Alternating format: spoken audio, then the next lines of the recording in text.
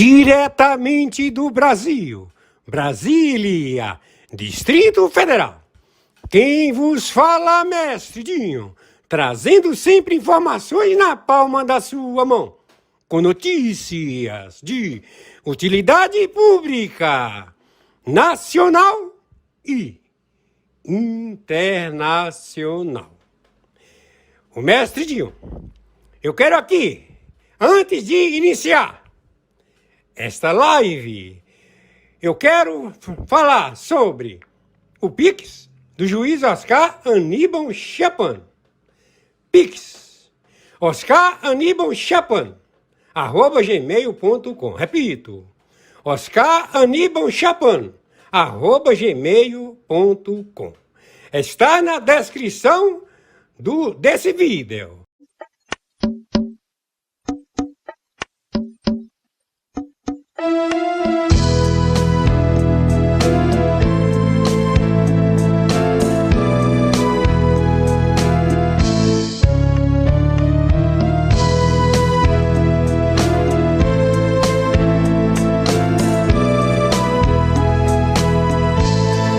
Jesus traz um sorriso, um novo amanhecer, nos leva ao paraíso, a vida renascer.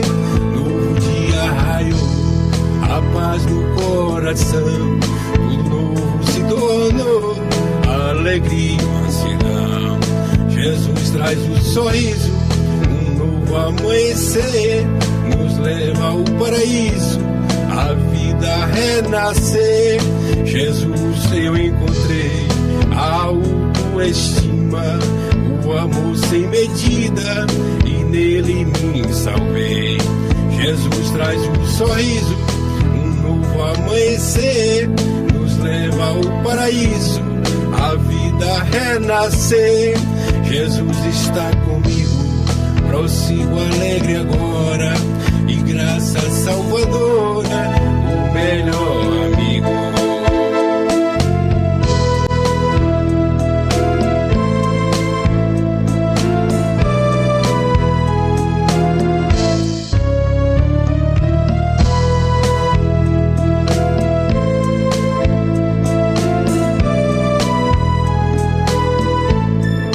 Jesus traz um sorriso, um novo amanhecer, nos leva ao paraíso, a vida renascer. Jesus pensa em mim, como posso temer, com o amor sem fim, Cristo me faz vencer. Jesus traz um sorriso, um novo amanhecer, nos leva ao paraíso, a vida renascer. Dentro do meu coração, tudo novo se tornou, um passado de aflição, novo dia raiou. Jesus traz um sorriso, um novo amanhecer, nos leva ao paraíso, a vida renascer. Novo dia raiou, a paz no coração, tudo novo se tornou, alegria e mansidão. Jesus traz um sorriso, um novo amanhecer, nos leva ao paraíso, a vida renascer. Dentro do meu coração, tudo novo se tornou, um passado de aflição, novo dia raiou.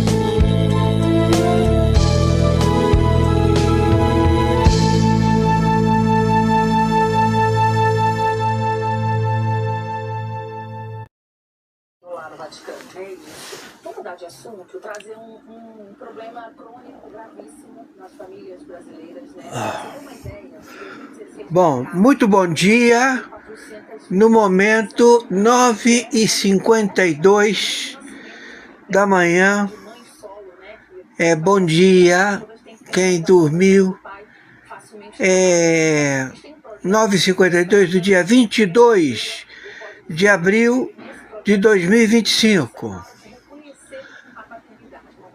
Temos a captura internacional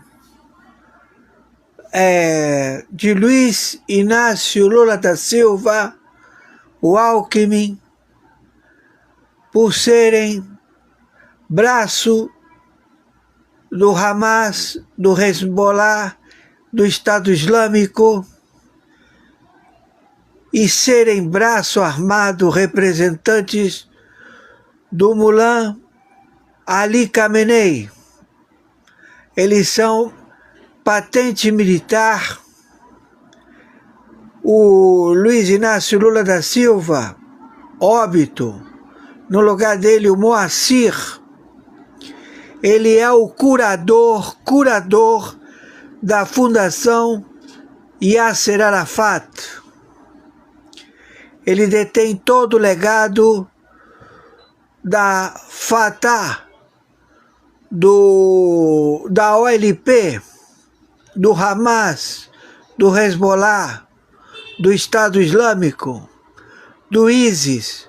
Ou seja, ele sendo curador da Fundação Yasser Arafat, coloca ele no destaque internacional a liderança de 400 generais, agentes em campo do terrorismo, em liderança na tomada jihad, que se posicionou na América do Sul e na América Central, 17 países.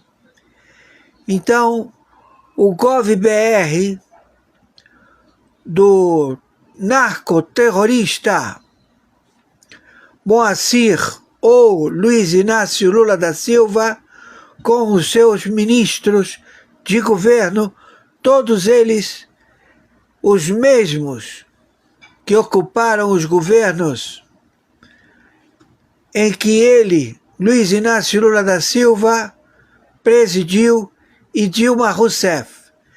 Então, neste momento, o Luiz Inácio Lula da Silva, ou Moacir, convocou os seus generais, brigadeiros e comodoros do narcotráfico a estabelecer a guerra contra a Venezuela e alegar que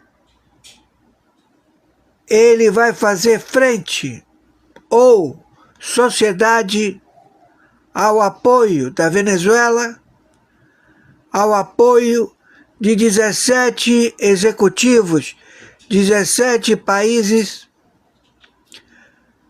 do narcotráfico, 10 que fazem fronteira seca com o Brasil e 7 que fazem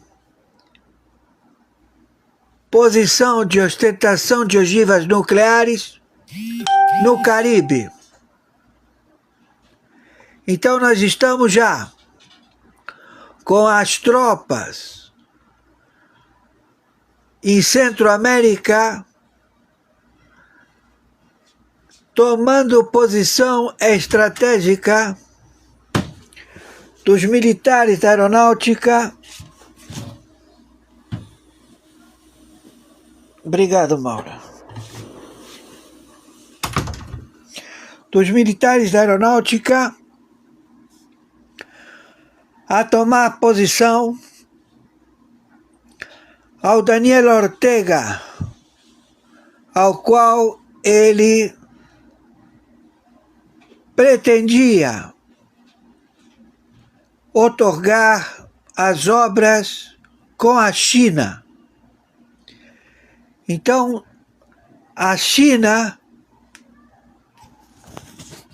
não pode operar,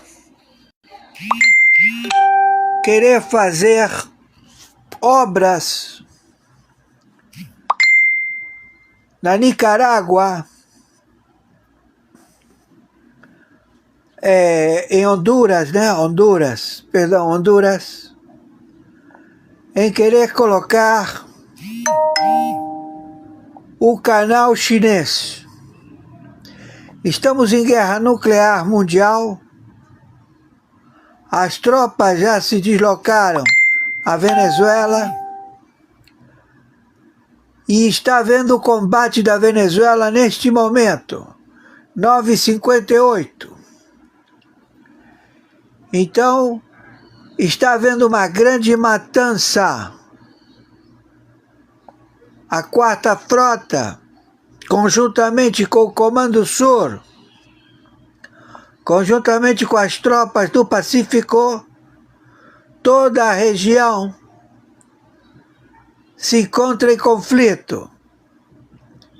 Mísseis, bombas, também microbombas nucleares. Aquela que estourou no Líbano, no porto do Líbano, francesa. E também estamos combatendo a Guadiana francesa, porque o Macron, ele quer colocar liderança naquela região. Estamos à captura e à prisão imediata em 26 estados e no Distrito Federal deste filho de uma puta que se faz chamar Luiz Inácio Lula da Silva, conhecido como Moacir. Ele e todos os seus adidos militares. Está determinada a prisão do presidente do Senado, do presidente da Câmara de Deputados,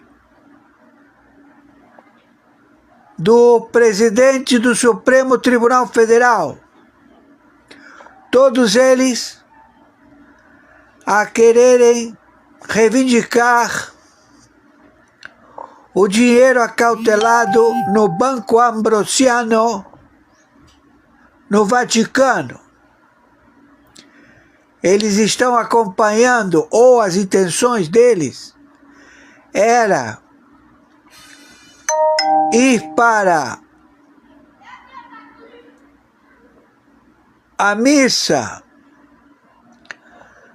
tarado, rei do Vaticano e toda a sua cúria de pedófilos, assassinos de pequeninos nos quarteirões do Vaticano.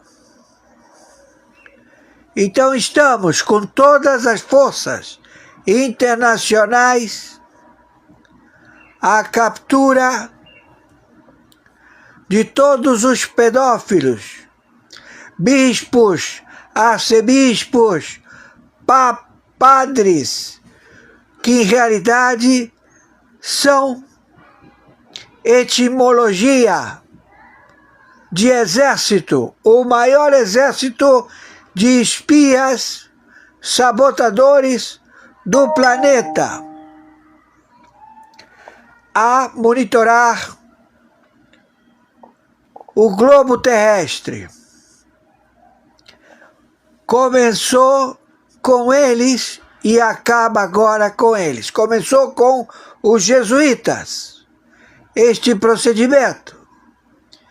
E agora termina com os jesuítas também, este procedimento. Estamos também à captura de 17 executivos da América do Sul, da América Central, todos a serem abatidos. A ordem é abate, extermínio, por se tratar de narcotraficantes que, através do fentanil,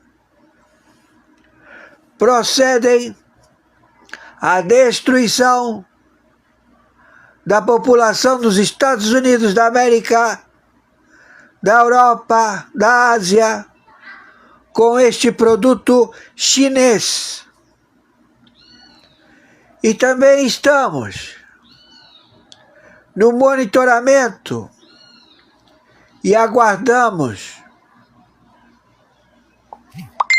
o Xi Jinping, o CCP, né? O Partido da China, a entregar Xi Jinping,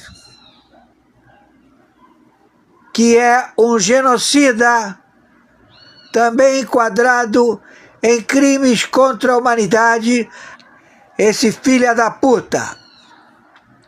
No momento 10 horas, 4 minutos do dia 22 não, desculpem, aqui 23 de abril de 2025. 23 de abril de 2025,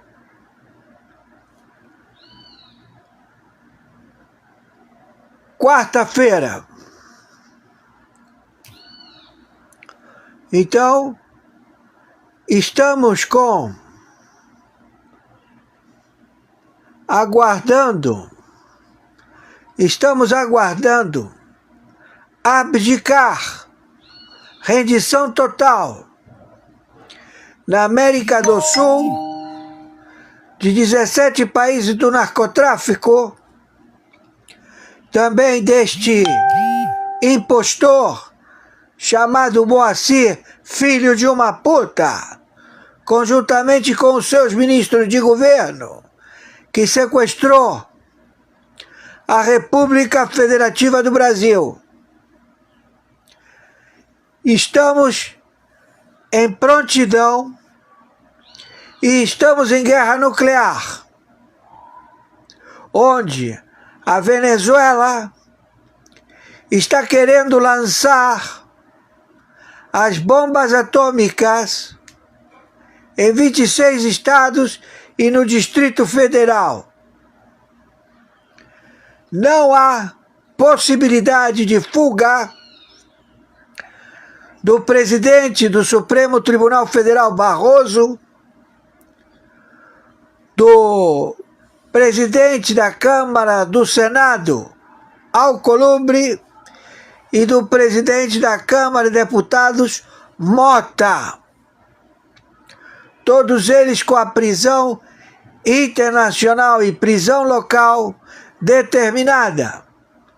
Temos o serviço de inteligência e os especialistas encarregados para seu abate, snipers, em todo o território da República Federativa do Brasil, como também 400 alvos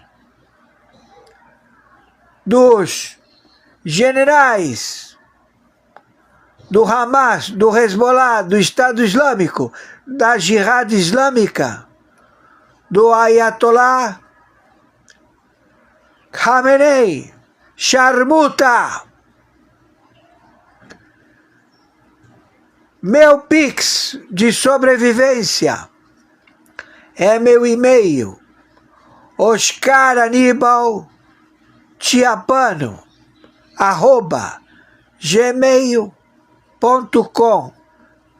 Banco, plataforma, Mercado Pago ou Mercado Livre, que agora é nova nomenclatura, né? Também, meu Pix de sobrevivência, CPF 510 466 44734. Banco, Mercado Livre ou Mercado Pago, que é a plataforma. Senhores, isto não é um filme de ficção, isto é uma realidade. Todos este anticristo venerado como se benfeitor fosse um terrorista simpatizante com os montoneiros, tupamaros, ERP,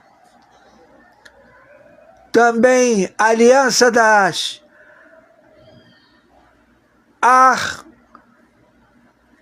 Francisco é raiz, onde se estabeleceu o narcotráfico. Ele é o anticristo. Torno a repetir, não é um filme de ficção, é uma realidade. 23 de abril de 2025, horário 10 horas 11 minutos. Coloquem isto na live para que chegue nos ouvidos destes filhos de uma puta,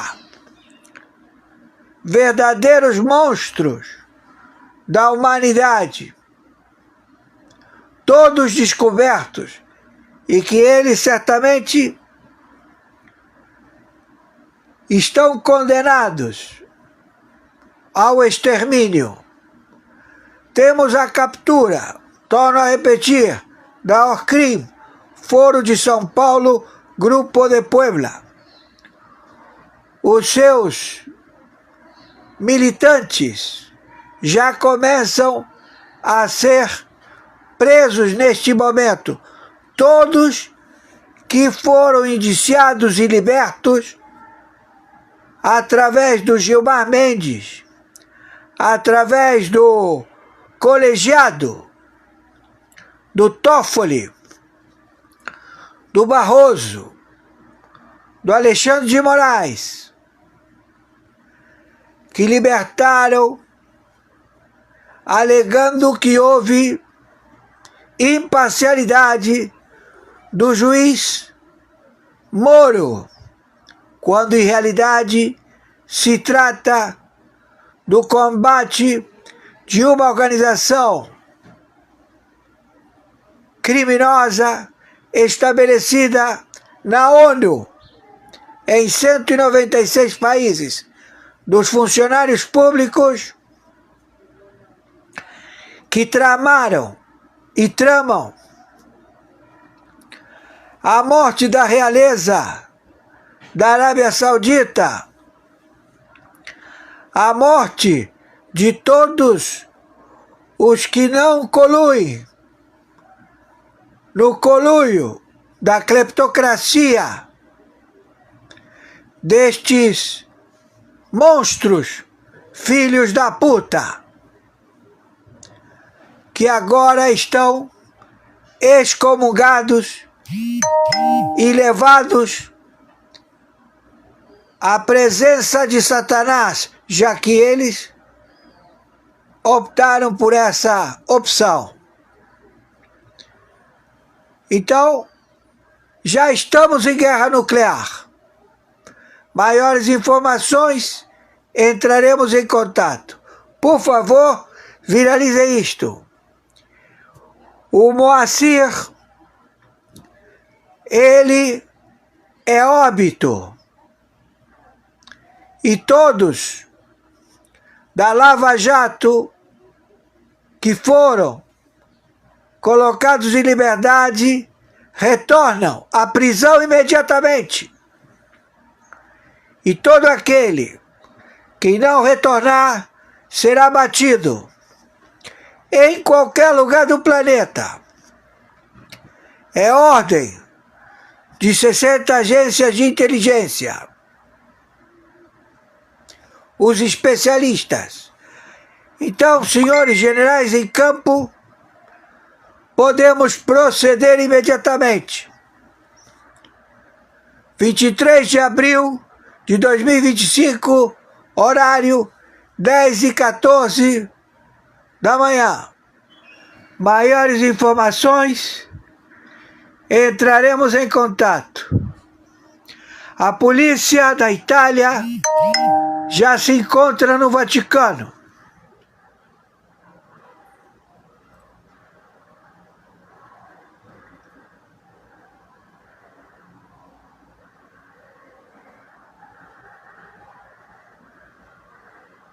a máfia italiana também se fez presente, querendo saber do dinheiro acautelado no Vaticano. Estão atrás do curador do Banco do Vaticano, das propriedades do Vaticano. Todos presos. Viralize isto. Meus amigos e amigas patriotas, hoje, dia 23 de abril do ano de 2025, quero aqui, no nome do Senhor Jesus Cristo, o juiz Oscar, no início, ele falou a data 22 de abril do ano de 2025. Parece que é a segunda live. Essa segunda live, né, o juiz, ele fez essa... Foi ontem. E é a segunda live, né, que ela foi feita para hoje, dia 23 de abril do ano de 2025. Ok? Conforme vocês já assistiram a live do juiz Oscar Aníbal Chapano. E o mestre Dinho, eu quero aqui dizer, né, para todos que, é claro, que nesse momento acabou a live do juiz Oscar Aníbal Chapano. Quer dizer, acabou no sentido que a live, né, desse dia ela já foi concluída. Entretanto, o juiz Oscar Aníbal Chapano, ele tá todos os dias, quando tem live, ele repassa para mim, né, as matérias, ou conteúdos, ou vídeos, né, a respeito das notícias, não só do Brasil, né, do planeta Terra. Aqui vocês nós não temos notícias através da televisão, etc, daqui do Brasil. Porém, o juiz Oscar Aníbal Chapano sempre ele está atualizando e falando a verdade. A voz da verdade com o juiz Oscar Aníbal Chapano. Ok? Então, não deixa de assistir as matérias que o juiz Oscar Aníbal Chapano passou, que daqui, eu vou dizer o seguinte, na sequência nós vamos assistir também, né, as matérias que o juiz Oscar Aníbal Chapano enviou, ok? Repito, hoje dia 23 de abril do ano de 2025. A seguir!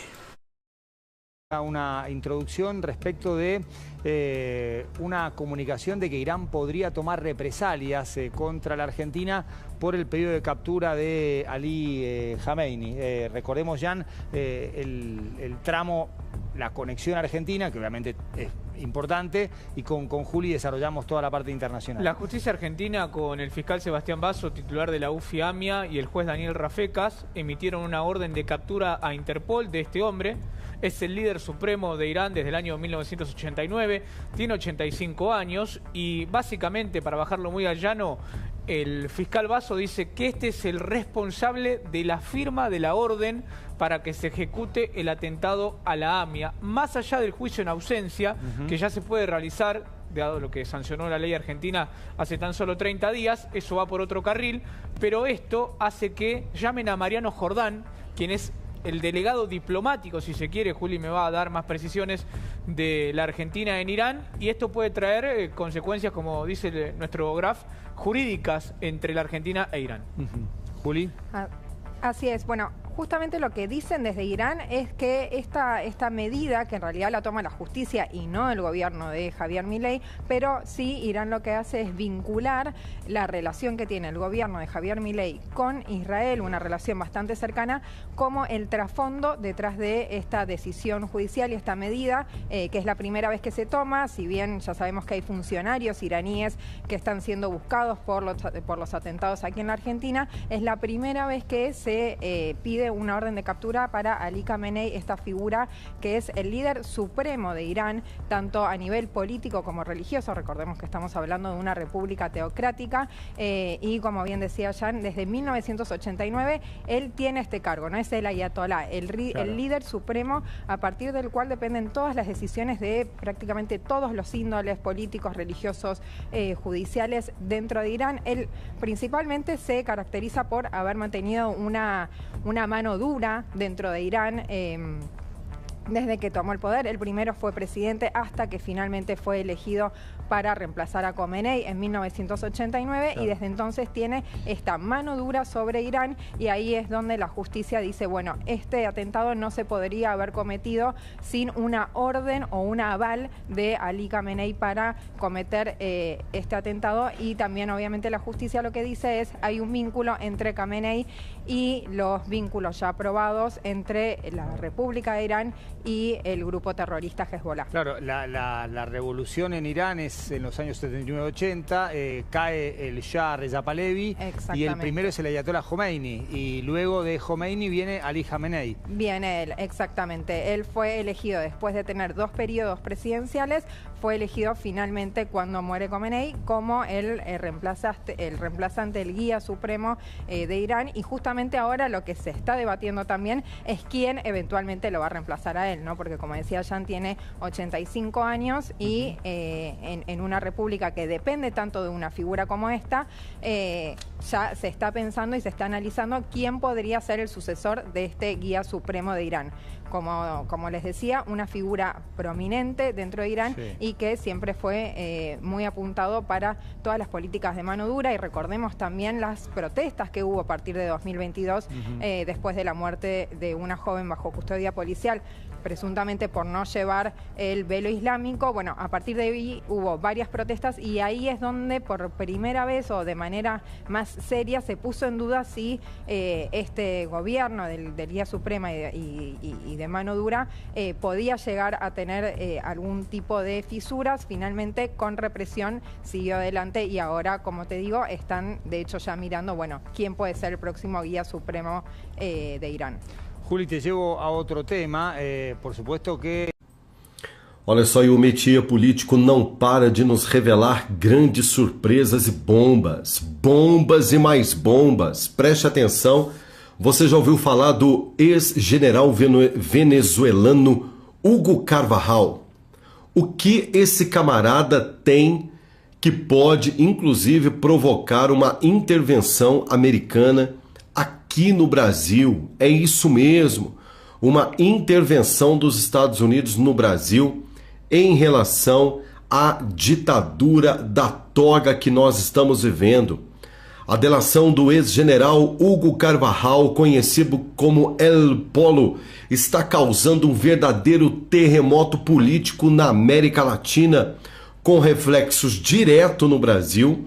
E segundo posts recentes no X, Carvajal teria entregue aos Estados Unidos uma série de documentos que prova que também comprometem figuras do alto escalão do governo brasileiro, incluindo supostas conexões com o narcoterrorismo e também fraudes eleitorais. Eu só vou poder falar essa frase uma vez, e a partir de agora eu não posso falar mais, porque você sabe que tudo nas redes sociais estão monitoradas, principalmente quando se fala desse tema tão importante.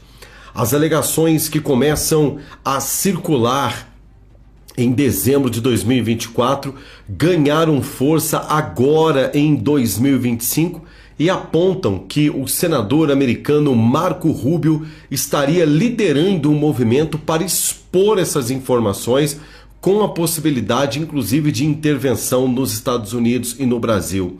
É exatamente isso que você está entendendo.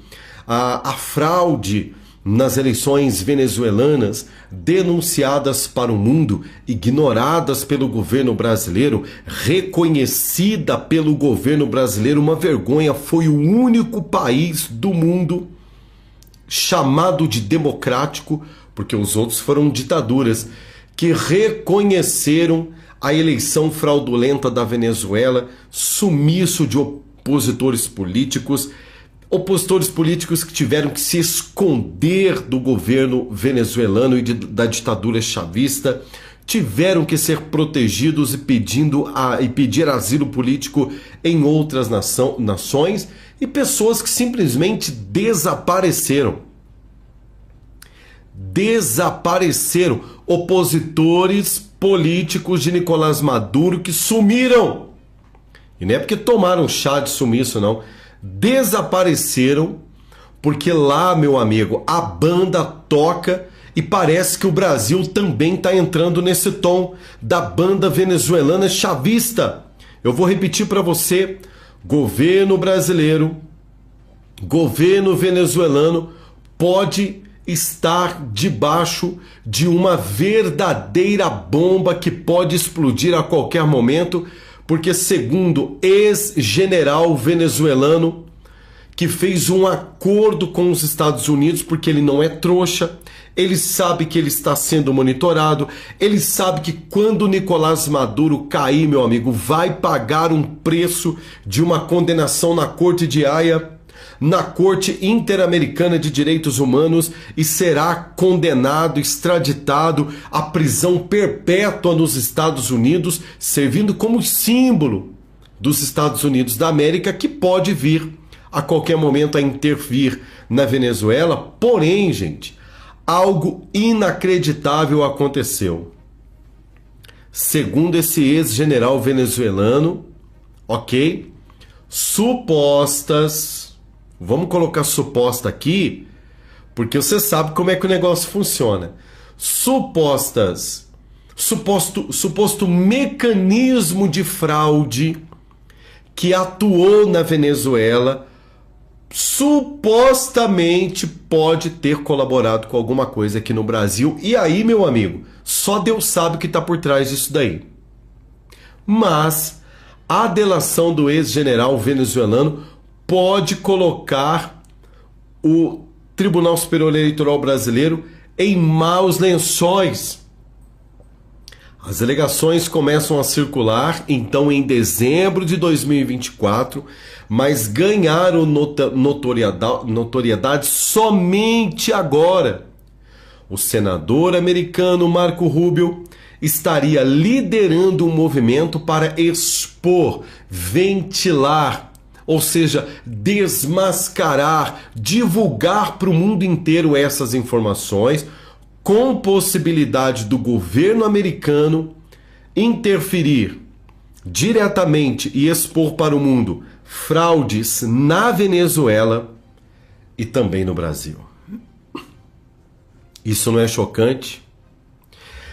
O ex-general Carvajal, preso na Espanha em 2021, extraditado lá nos Estados Unidos. Eu estou falando para você. Qualquer país decente que tenha acordo com os Estados Unidos e é comprometido com a liberdade, com a verdadeira democracia, extraditou esse ex-general venezuelano para os Estados Unidos. Em 2023, acusado de envolvimento com o cartel de drogas de Los Soles, e teria colaborado com autoridades americanas para reduzir a sua pena. É a famosa delação premiada.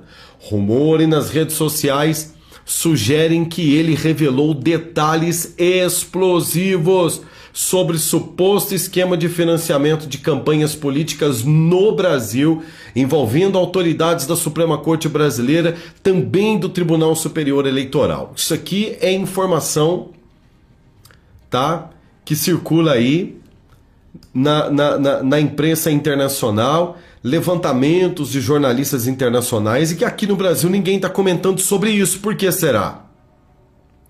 Apesar da falta de confirmação oficial, a direita bolsonarista está completamente alvoroçada, buscando informações a cada dia nas redes sociais, alegando que a casa caiu para os inimigos do ex-presidente Bolsonaro, com uma informação bombástica dessa, e isso é muito grave, gente.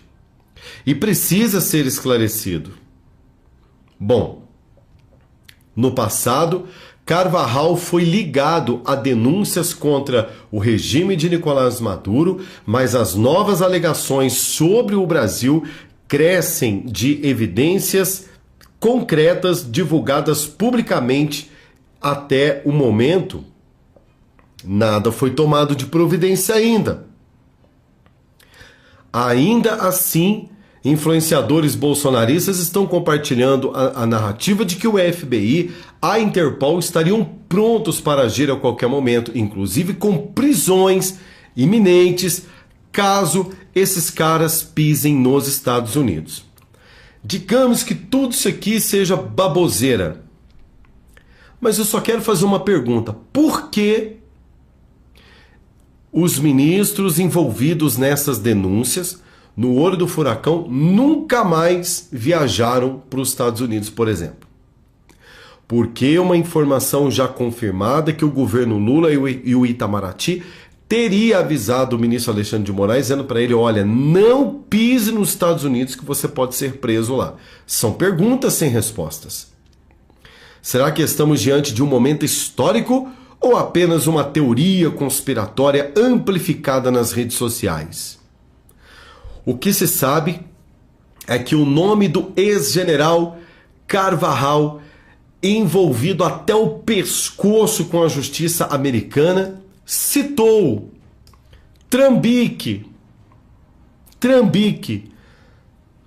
na eleição do seu país na Venezuela e teria citado o Supremo Brasileiro e o Tribunal Superior Eleitoral. No mínimo, isso seria digno de sim, de investigação e, claro, precisamos de mais informação. Nós queremos resposta. Então, esse ex-general venezuelano pode ser a pá de cal, pode ser a porta, a chave que abre a porta da cela para colocar o ministro Xandão na cadeia. Comenta, compartilha, dê o seu like, ele é muito importante. Nós voltamos daqui a pouco com muito mais para você. Shalom.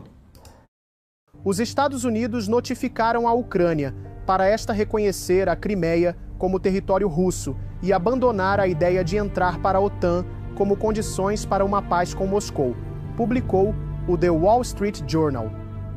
A notificação foi enviada a Kiev como parte de um pacote de documentos confidenciais que foi repassado a representantes ucranianos durante as negociações em Paris em 17 de abril. Washington espera uma resposta oficial da Ucrânia já no final desta semana. Caso haja aceitação por Kiev, a proposta deverá ser enviada para discussões com Moscou. O documento não faria referência a outras 4 regiões que a Rússia considera suas, mas também não propõe a saída das tropas russas delas. Os Estados Unidos também estariam dispostos a reconhecer a Crimeia como russa, caso se chegue a um acordo entre Kiev e Moscou. Os Estados Unidos da América não permitirão que a China comunista ou qualquer outro país ameace a operação ou integridade do canal. A China não construiu este canal, a China não opera este canal e a China não vai armar este canal. E o mais importante, a China está operando o canal do Panamá. Não o entregamos à China, mas sim ao Panamá. E vamos recuperá-lo.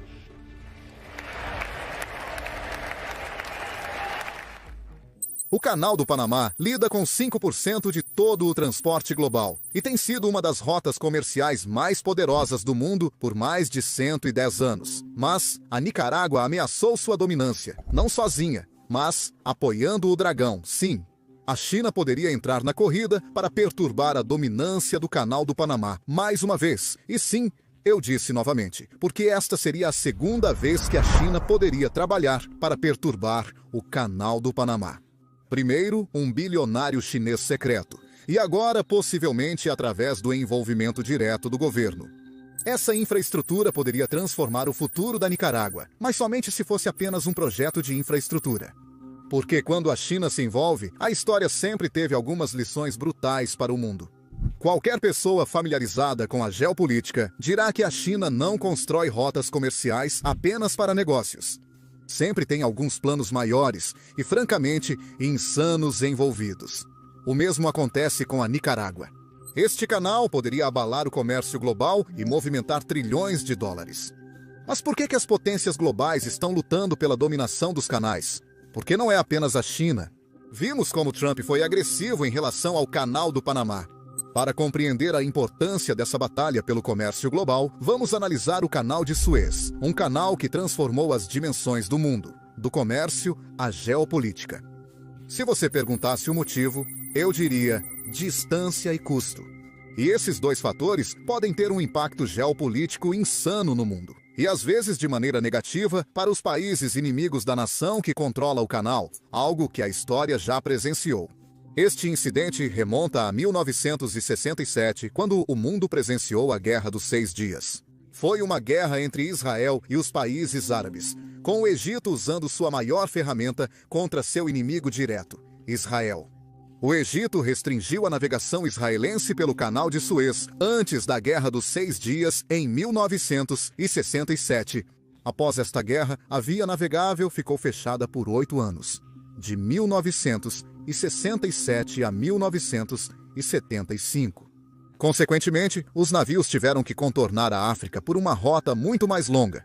Para Israel, não foi a primeira vez. No início dos anos 50, o Egito restringiu o transporte israelense pelo Canal de Suez, levando Israel a pedir à Organização das Nações Unidas que tomasse medidas contra os egípcios. Então, este é o tipo de poder que os canais dão a um país geopoliticamente. Mas por que era, e ainda é, este canal tão importante? O Canal de Suez é uma via fluvial que liga o Mar Mediterrâneo ao Mar Vermelho. Construído em 1869, ele cria um atalho entre a Ásia e a Europa, reduzindo muito as distâncias de viagem. O Canal de Suez permite que as cargas se movam diretamente entre os continentes, economizando tempo de viagem e bilhões de dólares em custos de combustível e comércio, em vez de os navios navegarem ao redor de toda a África. Ao usar o Canal de Suez em vez de contornar a África, os navios podem economizar de 300 mil a mais de $1 milhão em custos. O mesmo se aplica à distância. Por exemplo, ir de Londres a Xangai pelo Canal de Suez percorre cerca de 10.500 a 17.771 quilômetros náuticos, levando de 26 a 27 dias. Sem o canal, os navios teriam que viajar 13.800 a 14.000 milhas náuticas ao redor do Cabo da Boa Esperança, na África, estendendo a viagem para 35 a 40 dias. Isso adiciona mais de 3.000 milhas extras e até 2 semanas extras no mar, aumentando os custos de combustível e os atrasos no envio. Isso implica em gastar milhões a mais em combustível, salários e manutenção da tripulação. Mesmo com a taxa de 400 a 700 mil dólares por travessia no Canal de Suez, ainda é muito mais barato do que a rota longa. O Canal de Suez é uma via essencial para o comércio global, reduzindo tempo, custos e recursos. Hoje, o canal se destaca como um dos ativos de infraestrutura mais valiosos do mundo, gerando de 8 a 10 bilhões de dólares anuais para o Egito. Um canal é crucial não só para o comércio global, mas também para o país que o opera, tanto economicamente quanto geopoliticamente. Essa é precisamente a razão pela qual todas as superpotências do mundo desejam controlar os canais. O mesmo vale para os outros grandes canais do mundo, como o Canal do Panamá, cujo monopólio está ameaçado por vários concorrentes. Depois do Canal de Suez, o Canal do Panamá é o segundo canal que mais gera receita no mundo, trazendo 4,99 bilhões em 2024, contribuindo com cerca de 4% para o produto interno bruto total do Panamá.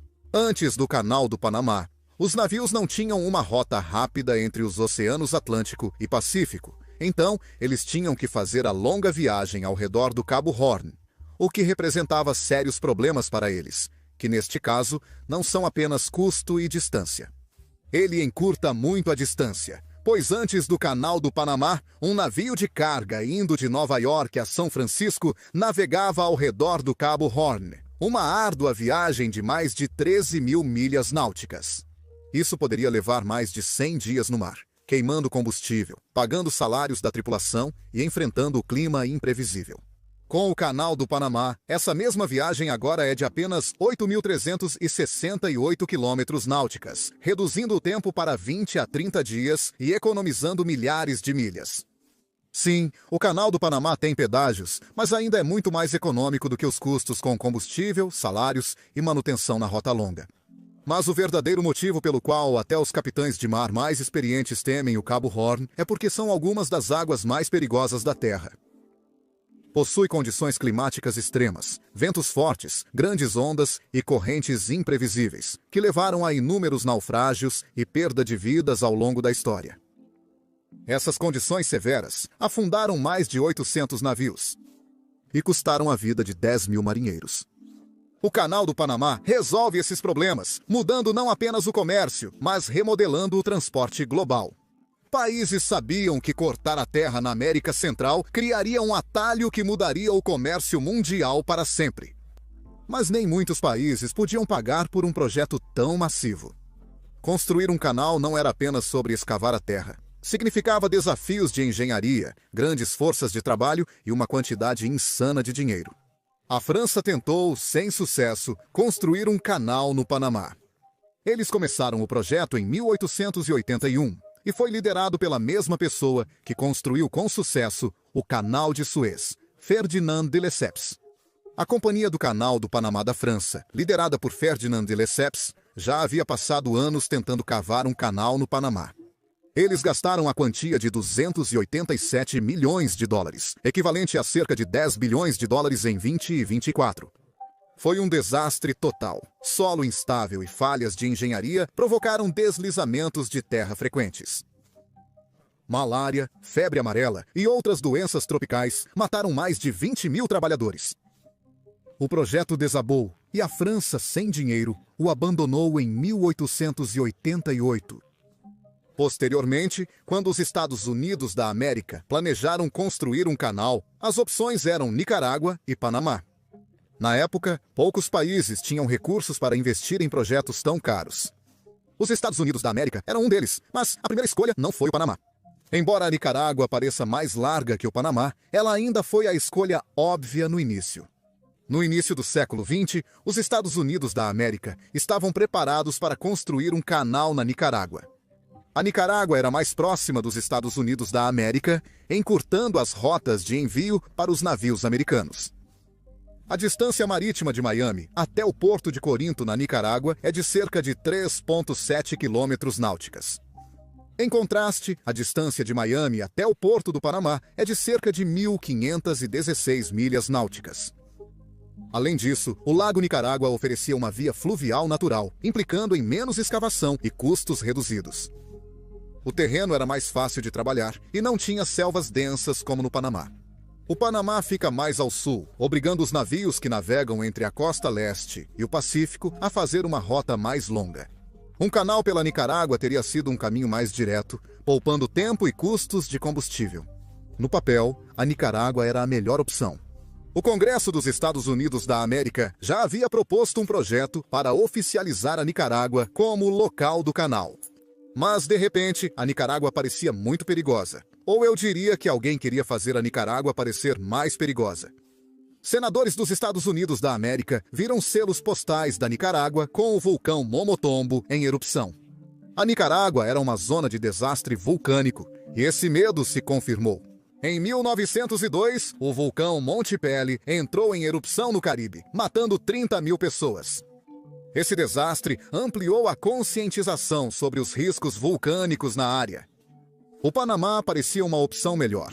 Então, os Estados Unidos da América escolheram essa rota. Em 1904, a construção do canal foi retomada. Mas por que eu disse que alguém queria fazer a Nicarágua parecer perigosa? E por que eles fariam isso? Na verdade, muitos desses eram truques psicológicos usados por Bruno Valila, o engenheiro-chefe no projeto francês do Canal do Panamá. Ele usou um truque genial para convencer os Estados Unidos da América a construir o canal no Panamá em vez da Nicarágua.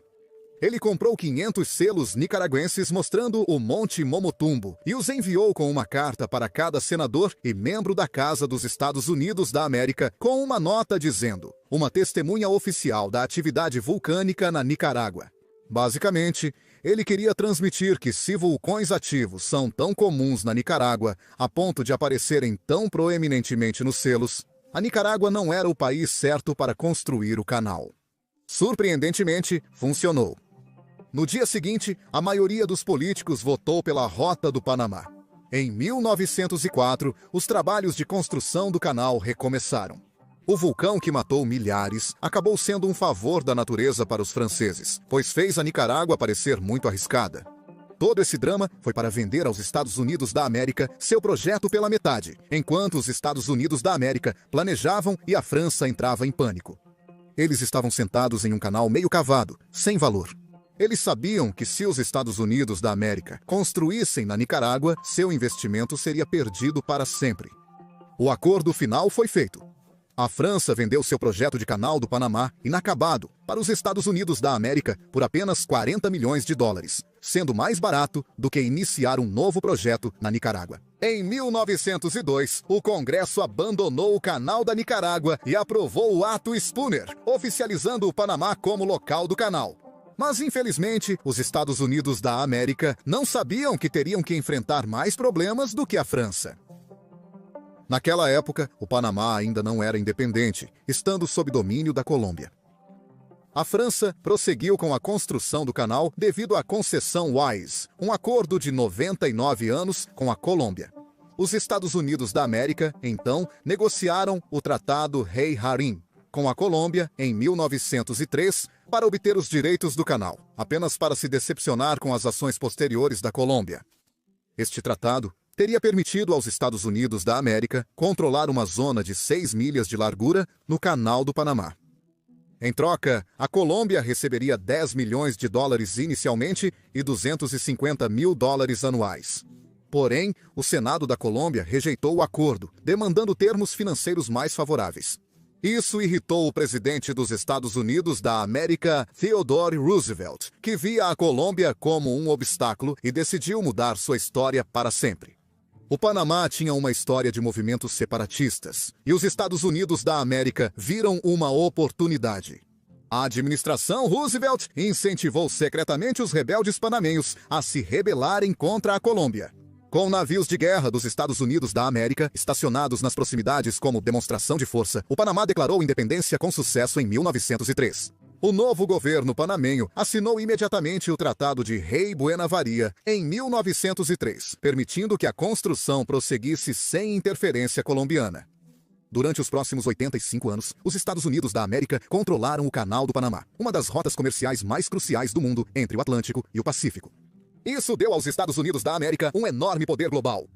E ainda teria esse poder se o Tratado de 1977 não tivesse sido assinado. Em 1977, os Tratados Torrijos-Carter, assinados entre os Estados Unidos da América e o Panamá, concordaram em entregar gradualmente o controle do canal ao Panamá. Em 31 de dezembro de 1999, os Estados Unidos da América transferiram oficialmente o canal para o Panamá. Pelo menos no papel, pois mesmo sem controle dos Estados Unidos da América sobre o canal, ainda mantém influência. E surpreendentemente, a razão é o próprio tratado. Os Estados Unidos da América assinaram os tratados Torrijos-Carter com o Panamá, que incluíam o Tratado de Neutralidade. Este tratado garantiu que, mesmo com o Panamá controlando o canal, os Estados Unidos da América poderiam intervir militarmente caso a segurança do canal estivesse ameaçada. No papel, o canal pertence ao Panamá. Mas, na realidade, os Estados Unidos da América garantiram que ainda poderiam usá-lo livremente, tanto para o comércio quanto para a sua marinha. Mesmo com a expansão do canal em 2016, as empresas americanas mantiveram um papel relevante na assessoria e consultoria. Isso permite a Washington influenciar as principais rotas comerciais globais sem os custos da gestão direta. Cerca de 72% das mercadorias transportadas pelo canal têm origem ou destino nos mercados dos Estados Unidos da América. Se as tensões globais aumentarem, os Estados Unidos da América poderiam restringir o acesso para países com os quais não se alinham. E não é apenas sobre teoria. O próprio Trump tem falado sobre isso recentemente. Ele sugeriu que os Estados Unidos da América deveriam retomar o controle do Canal do Panamá, afirmando que entregá-lo foi um grande erro. A China detesta a influência externa. E por um motivo muito bom. A China, maior exportador mundial, ainda depende de rotas marítimas controladas pelos Estados Unidos da América, sendo o segundo maior usuário do Canal do Panamá. Mas, por hora, a China está impotente. Se um navio transportando mercadorias de Xangai para Nova York precisasse contornar o extremo sul da América do Sul, isso adicionaria 6.000 milhas extras à sua viagem. Isso é um extra de 2 semanas no mar. Mas com o Canal do Panamá, essa viagem é quase cortada pela metade. E não é apenas o comércio China ou Estados Unidos da América.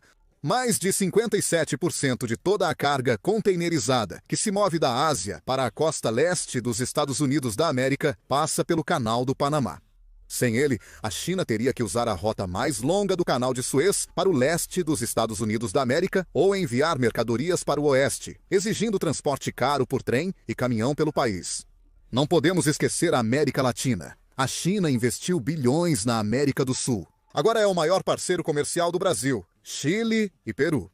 O Canal do Panamá é crucial para manter as rotas comerciais rápidas e lucrativas, sendo uma linha de vida para a China. Hoje, até 72% da carga que passa pelo Canal do Panamá está ligada ao comércio dos Estados Unidos da América, dando a Washington uma alavancagem significativa. Se as tensões com a China aumentarem, os Estados Unidos da América poderiam pressionar o Panamá a restringir o transporte chinês através de pedágios mais altos, atrasos ou até mesmo restrição de acesso no pior cenário. Isso forçaria os exportadores chineses a pegar as rotas longas e mais caras, atingindo duramente a sua economia. Mas a China, bem, eles previram isso há muito tempo e silenciosamente lançaram um plano audacioso para contrapor o Canal do Panamá. É aí que a Nicarágua entra. A Nicarágua fica a apenas 800 quilômetros ou 805 quilômetros a noroeste do Panamá, significando que um canal aqui seria um concorrente direto do Canal do Panamá. Ambos os países ligam o Atlântico ao Pacífico, mas a rota da Nicarágua, sendo mais ao norte, pode ser mais conveniente para certas rotas de navegação globais. Um canal que permitiria à China evitar completamente o controle dos Estados Unidos da América e dominar o comércio por conta própria. Embora o Canal do Panamá esteja em destaque atualmente, a China já havia percebido essa ameaça e anunciou um canal no país em 2013. Huang Jing, um bilionário chinês misterioso e presidente do grupo Hong Kong Nicaragua Canal Development, assinou um acordo de 50 bilhões de dólares com a Nicarágua para construir um canal que competirá com o do Panamá. Ele era misterioso, pois Huang Jing não era bem conhecido nos negócios globais. Muitos questionaram a origem dos 50 bilhões de dólares, já que os negócios conhecidos de Huang Jing não indicavam acesso a um capital tão vasto. Ele também não tinha histórico de lidar com um projeto de infraestrutura tão massivo. Alguns suspeitam de apoio oculto do governo chinês a Wang, apesar de ambos negarem. No final, ele sumiu de repente quando as coisas deram errado. O governo da Nicarágua concedeu ao grupo Hong Kong Nicaragua Canal Development uma concessão de 100 anos para construir e operar o canal. O projeto foi inaugurado oficialmente em 22 de dezembro de 2014, com cerimônia na Nicarágua.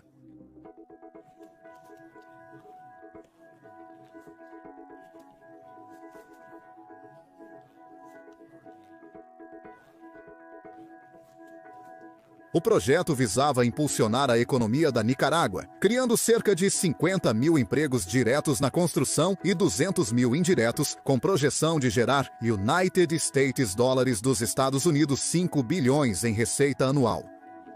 Ele tinha o potencial de dobrar o produto interno bruto da Nicarágua e torná-la um dos países mais ricos da América Central.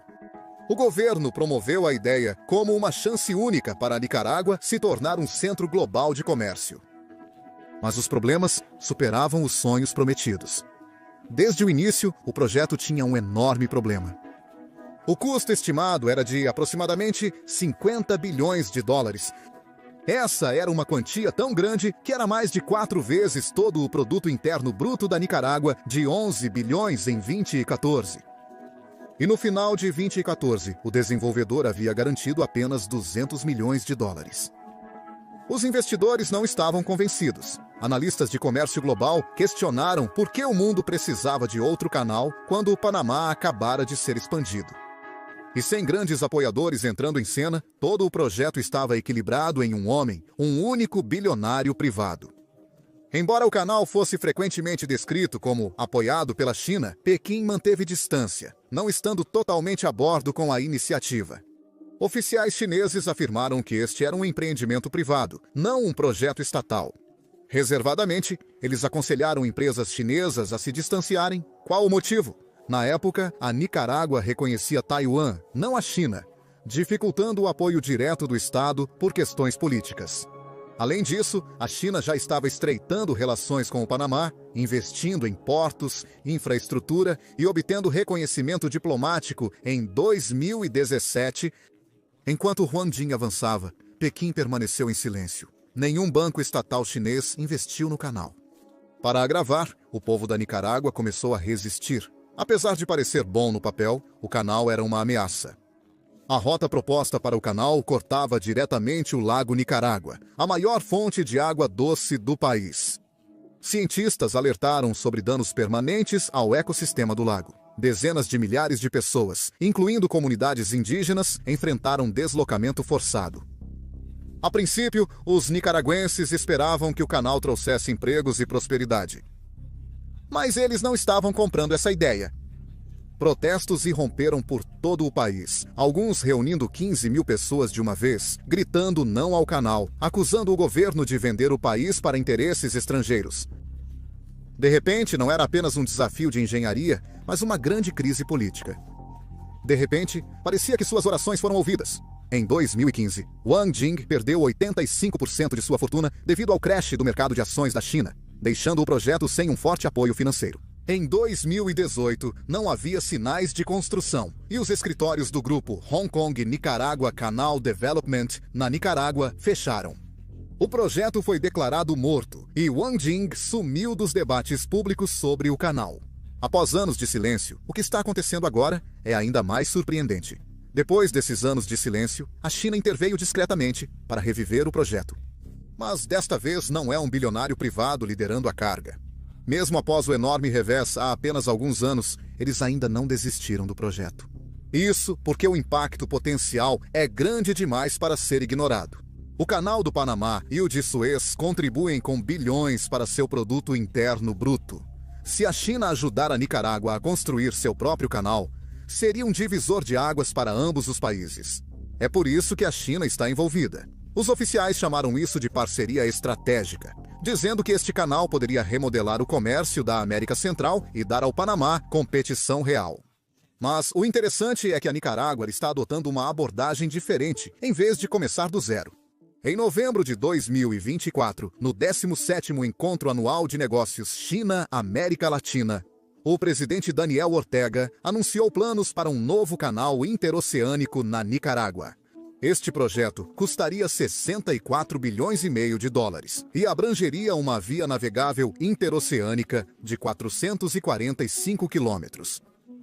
Esta rota é diferente da controvérsia que o governo revogou, que teria passado pelo Lago Nicarágua. Eles não estão cavando um canal totalmente novo, pelo menos não ainda. Essencialmente, começam ampliando o que já possuem, a partir de 2 portos-chave. O primeiro é o Corinto, o maior e mais movimentado porto do Pacífico da Nicarágua. Se o canal se concretizar, este porto será uma entrada e saída crucial para o comércio internacional. Por isso, a Nicarágua está expandindo o porto de Corinto, para que possa lidar com mais cargas, navios maiores e volumes de comércio mais altos. No litoral atlântico, Bluefields é fundamental. Os navios caribenhos atracarão lá antes de adentrar o canal. A expansão de Bluefields na Nicarágua pode facilitar a transição de cargas entre os oceanos Atlântico e Pacífico. Mesmo neste caso, o governo da Nicarágua e a engenharia CAMC da China assinaram um acordo para construir o porto de águas profundas de Bluefields. Por fim, construir um canal massivo do zero é caro e complicado. Então, a Nicarágua está aproveitando o que já possui, em vez de escavar um novo canal de água. É aí que entra o Lago Xolotlan, também chamado de Lago Manágua. É um dos maiores lagos do país e já está conectado à rota do canal planejado. Aprofundando e expandindo certas áreas, os navios poderão navegar no lago. Isso facilita o transporte, pois os navios agora podem mover mercadorias pelo lago, reduzindo a necessidade de estradas ou ferrovias adicionais. Em segundo lugar, reduz os custos de construção ao utilizar o lago como parte natural do canal, evitando escavações adicionais de terra. Embora se diga que a China provavelmente financiaria este projeto, mesmo que não o faça, já fez avanços na Nicarágua. Mesmo que a China não construa o canal completo de 64 bilhões e meio na Nicarágua, o projeto ainda permite que eles tragam pessoal e equipamentos com pouca transparência. Faz parte de uma estratégia maior, com a China investindo em infraestrutura-chave perto da rota proposta para o canal. Isso inclui a expansão do aeroporto Punta Huerta, originalmente construído pela União Soviética para grandes bombardeiros. A China também está melhorando as estradas costeiras, aperfeiçoando as rotas de Guanacaste para Rivas e desenvolvendo uma ferrovia de Manágua para Granada. Há até mesmo conversas para construir uma ferrovia muito mais longa para Bluefields, o porto atlântico planejado para o canal. Mas por que a Nicarágua optou pela China, mesmo após uma tentativa fracassada e sem ser um país vizinho? Por décadas, a Nicarágua teve a visão de um projeto, mas sem recursos para concretizá-lo. Na década de 2010, a China expandia sua influência global com grandes projetos de infraestrutura através da iniciativa do Cinturão e Rota, que estava a todo vapor. A China estava investindo bilhões em portos, estradas e projetos de energia em toda a Ásia, África e América Latina. Assim, um novo canal na Nicarágua alinhava-se perfeitamente à estratégia chinesa de longo prazo. O presidente da Nicarágua, Daniel Ortega, enxergou isso como uma oportunidade única. Apesar do fracasso do projeto do bilionário chinês na Nicarágua, o país decidiu manter seus laços com a China. E você não acreditaria até que ponto eles foram para fortalecer seus laços com Pequim. Este canal não é apenas sobre logística ou redução de custos, mas sobre poder. Se a China estava apenas interessada em comércio, por que a Nicarágua, país que hospeda o canal, está se afastando dos Estados Unidos da América? Veja, por décadas, a Nicarágua era apenas mais um país no quintal da América. Claro, tinha sua própria política, mas nunca realmente saiu da influência dos Estados Unidos da América. Então, em 2021, tudo mudou. O presidente da Nicarágua, Daniel Ortega, tomou uma decisão ousada que chocou Washington. Ele cortou laços com Taiwan e até alinhou totalmente a Nicarágua com a China. Porém, a resposta dos Estados Unidos da América foi tão intensa que quase destruiu a economia nicaragüense, começando com sanções. A primeira grande jogada foi a Lei Renascer, aprovada em 2021. Foi projetada para isolar financeiramente a Nicarágua, bloqueando empréstimos de bancos internacionais, congelando ativos de funcionários nicaragüenses importantes e dificultando o comércio do país. Foi um golpe direto no governo de Ortega, mas os Estados Unidos da América não pararam por aí. A Nicarágua depende muito das exportações de ouro, e em 2022, os Estados Unidos da América sancionaram as empresas estatais de mineração nicaragüenses. Isso foi um grande problema, porque, a partir de 2023, 64% das exportações totais de ouro da Nicarágua foram para os Estados Unidos da América. Ortega perdeu uma de suas maiores fontes de dinheiro da noite para o dia. Em 2023, Washington intensificou a situação. Os Estados Unidos da América impuseram sanções ao sistema bancário da Nicarágua, impossibilitando os bancos nicaragüenses de fazerem negócios com os americanos ou seus aliados. Se um país não consegue acessar o sistema bancário global, investidores estrangeiros se afastam. Grandes projetos de infraestrutura se tornam quase inviáveis. Assim, os Estados Unidos da América impediram que a Nicarágua tivesse meio simples de financiar o canal. Isso pode ser uma grande armadilha para a Nicarágua, pois já entrou em conflito com os Estados Unidos da América. Por outro lado, confiou na China, nação com histórico de endividar países. A China só investe em projetos de infraestrutura massivos quando há algo maior em jogo, como no caso do Sri Lanka. Alguns anos atrás, a China ajudou o Sri Lanka a construir um enorme porto em Hambantota. Era suposto impulsionar o comércio, criar empregos e ajudar a economia a crescer. Mas o Sri Lanka não pôde pagar os bilhões emprestados da China para a construção. O Sri Lanka não teve escolha senão entregar o porto à China em 99 anos. Agora há preocupações de que a China possa usá-lo como uma base militar. E o Sri Lanka não é o único. Mesmo no Paquistão, a China construiu um enorme porto em Gwadar, chamando-o de projeto econômico. Mas algo mudou com o tempo. Navios de guerra chineses surgiram em Gwadar, aumentando a segurança. Muitos acreditam que a China pode transformar a cidade em um posto militar completo. De modo similar, na República do Djibouti, a China ergueu um porto comercial que, poucos anos depois, foi convertido na primeira base militar chinesa no exterior. Em grande escala, totalmente operacional, com navios de guerra e soldados estacionados lá permanentemente. Você consegue ver o problema? A China não constrói apenas portos para o comércio. Eles os constroem para influência e, às vezes, para expansão militar. Então, no caso da Nicarágua, se a China obtiver controle sobre um novo canal, um que conecta diretamente os oceanos Atlântico e Pacífico, isso daria à China uma vantagem estratégica direta no hemisfério ocidental, no quintal da América. Isso poderia significar uma presença chinesa duradoura na América Central, preocupando os Estados Unidos da América. Mas quais são as opções dos Estados Unidos da América para contrariar a China? Primeiro, eles podem cortar o fornecimento de dinheiro. Mesmo sendo a segunda maior economia do mundo, 50 bilhões não é troco, nem para a China. Isso requer empréstimos, investidores internacionais e apoio financeiro de várias fontes. E os Estados Unidos da América sabem exatamente como cortar isso. Lembra-se da Huawei?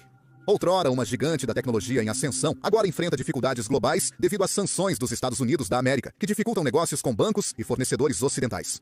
Portanto, se Washington atacar empresas, bancos ou investidores chineses vinculados ao canal, todo o projeto pode ruir.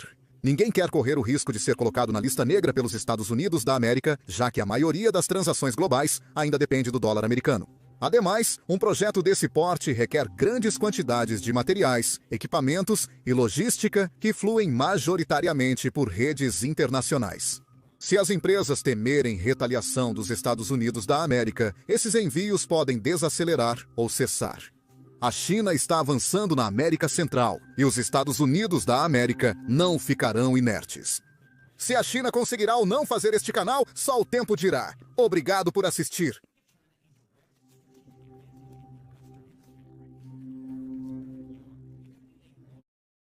Tomorrow.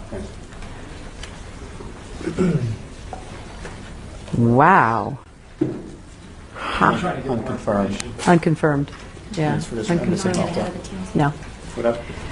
Unconfirmed reports about Gaddafi being captured. Oh, really? Unconfirmed. Yeah. We've had too many. We've had a bunch of those before. We've had, you know, have had him captured a couple of times. The land of unconfirmed reports. Yes, we came. We saw, he died. Did it have anything to do with your visit? No, oh, I'm sure it did. Eita, pessoas. Final de semana de Páscoa e eis que vem uma bomba de fora. Peguei essa informação de fora. Vocês sabiam que policiais ligados à Lava Jato fizeram uma visitinha lá na casa do filho do 9 Patinhas? Pois é. Fizeram. E vocês não sabem, mesmo sem mandado, Lili, sem mandado, bom, foi a informação que chegou, estou entregando o peixe pelo valor que eu comprei. Chegaram lá, encontraram dinheiro sem numeração, novinho em folha, ou seja, sem rastreamento. Coisa estranha, né? Mas não foi só isso que eles encontraram, não. Eles encontraram outra coisa muito interessante. Atrás de um quadro tem um recibo de uma cremação de novembro de 2022. E segundo muitos, é a cremação do 9 Patinhas.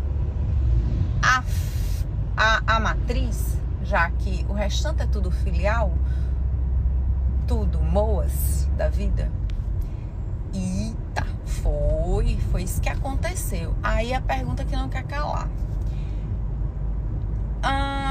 Como é que você vai chamar a polícia? Vai chamar o cabeludo? Se toda ação que envolve vamos dizer, está tudo dominado. Se está tudo dominado, vamos dizer assim. Não tinha como. Se algo é de um crime, eu tô dizendo que, né? Tô assim, dizendo, vamos supor, se eu chapo tivesse algum depósito lá, alguma coisa, e a polícia entrasse sem mandado e tomasse alguma coisa do Elchá.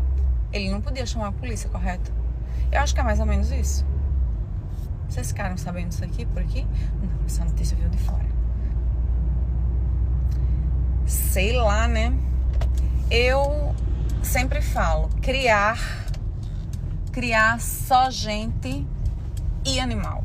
Criar expectativa nunca é bom, porque é a forma mais rápida de você se decepcionar. Então, só tô soltando as coisas que eu sei antes para vocês. O que vocês acham disso? O dinheiro, não. Mas um recibo de cremação de novembro de 2022, escondido no quadro, me chamou a atenção. Pois é, pessoal, teve muita gente que fez chacota do Donald Trump sobre a hipótese de cancelamento de vistos, né? Pois é, o presidente da República acaba de ter o visto cancelado para poder ir para os Estados Unidos. O esquerdista acabou de pronunciar em suas redes sociais que não pode brotar lá nos Estados Unidos mais não. Pois é, seria um presságio do que pode acontecer com outras figuras de esquerda também. Nós vamos falar sobre isso aqui. Isso aí é uma matéria que realmente, assim, mostra que o Donald Trump não tá para brincadeira, que o Homem Laranja chegou chegando. Outro ponto que a gente vai falar também é ainda sobre o julgamento que foi feito no STF, né? É impressionante como as falas dos advogados, as defesas dos advogados têm uma qualidade técnica excepcional. Só que seria como você falar com o microfone desligado. Ou seja, os ministros do STF não vão ouvir.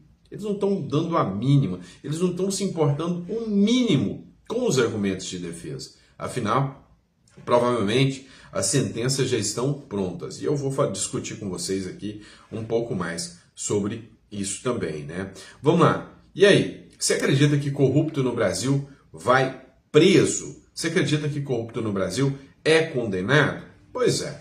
Teve um cara que foi condenado ainda sobre a Lava Jato a 29 anos de prisão agora. Mas não foi no STF, não. Foi na Justiça de primeira instância. Outro ponto. Pesquisas eleitorais foram liberadas. Sabe por que eles estão desesperados? O Bolsonaro não ganha as eleições mais.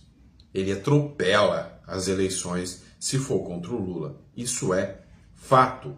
O Lula não tem a menor chance de vencer contra o Bolsonaro. É fato, é fato. E é isso que os faz ficar desesperados. Vamos entender tudo isso? Bora discutir um pouquinho sobre tudo que está rolando, sobre tudo que está acontecendo na política? Então não esquece de se inscrever no canal, curtir, compartilhar, isso ajuda bastante o nosso canal, tá? Nós estamos com a meta aí de alcançar 2 milhões de seguidores, né? 200 milhões, foi longe, né? 2 milhões de seguidores, faz força aí, né? Compartilha para mais pessoas aí, para a gente chegar nessa meta, tá bom? Bora começar? Vamos lá, matéria do Poder 360. Inelegível, Bolsonaro lidera contra Lula para 2026. Ou seja, o Bolsonaro, não é que ele ganha, não, né? Ele detona o Lula logo, né, no primeiro cenário das eleições. Olha só, no primeiro cenário, se as eleições fossem hoje, o Bolsonaro teria 38,5% dos votos, enquanto que o Lula, só 33%. Isso aqui porque é um instituto altamente questionado, Paraná Pesquisas, tá? Errou bastante em várias das suas previsões aí. E assim, só coincidência, geralmente a esquerda é beneficiada com os erros, né? Mas mesmo assim, aqui fala que já há uma ampla vantagem. Bolsonaro não começou campanha, não começou ainda, né, a fazer seus corres, né, pelo Brasil, está internado e mesmo assim já abriu mais de 5 pontos de diferença. Ou seja, o desespero bateu legal em cima da galera da esquerda. Justamente porque eles sabem, é impossível, dentro da democracia, o Lula manter-se presidente. Agora a grande questão que fica é, cadê a democracia? As pesquisas mostram que o povo quer o Bolsonaro, mas o sistema não quer. Quem ganha nessa queda de braço? O poder ou o povo? É simples. Todo poder emana do povo, é só no papel, só na Constituição.